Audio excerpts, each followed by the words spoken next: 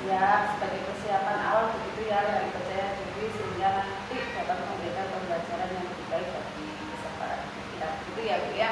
Ada beberapa pertanyaan yang ingin saya sampaikan. Yang pertama, tujuan pembelajaran nanti waktu observasi apa?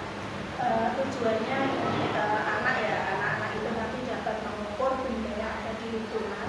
Ini khususnya untuk di pembelajaran hari ini itu adalah mengukur panjang benda yang ada di dalam kelas. Dan nanti anak-anak juga dapat menjelaskan hasil dari pengukurannya tersebut. Jadi tujuannya nanti mengukur benda dan panjang benda dalam kelas, sehingga anak-anak bisa menjelaskannya ya itu Pak. Baik, berikutnya area pengembangan apa yang akan ingin dicapai? Area pengembangan yang jelas nanti anak-anak sudah tahu lah ya, sudah tahu bahwa setiap benda itu memiliki panjang yang berbeda dan juga dengan alat ukur kita adalah di kelas 1 ini menggunakan alat ukur tidak ganda. Jadi nanti anak-anak tahu bahwa alat ukur yang digunakan tadi ada beberapa, ada sekutan, ada setip, ada lidi, ada penjepit, dan alat-alat itu memiliki panjang yang berbeda.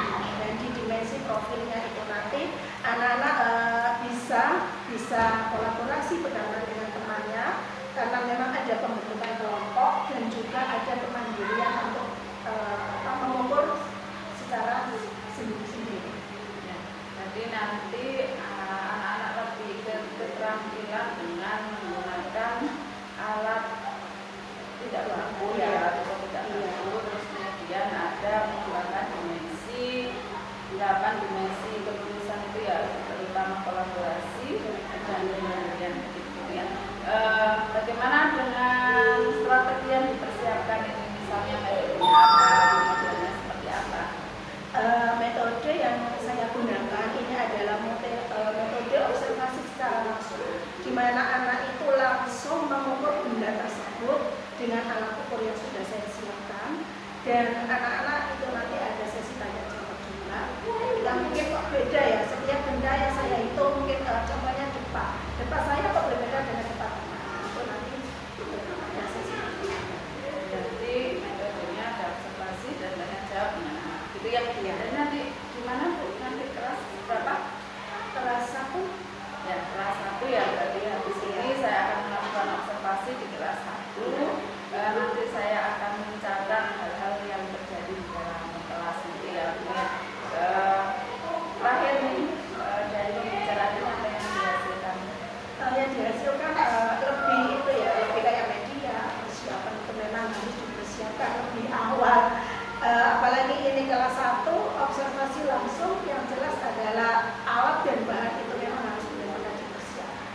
Jadi memang harus nyata kalau kelas 1 itu.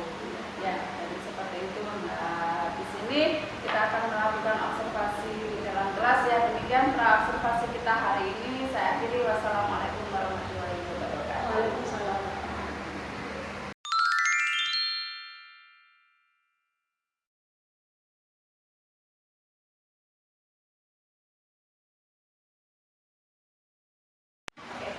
Assalamualaikum warahmatullahi wabarakatuh.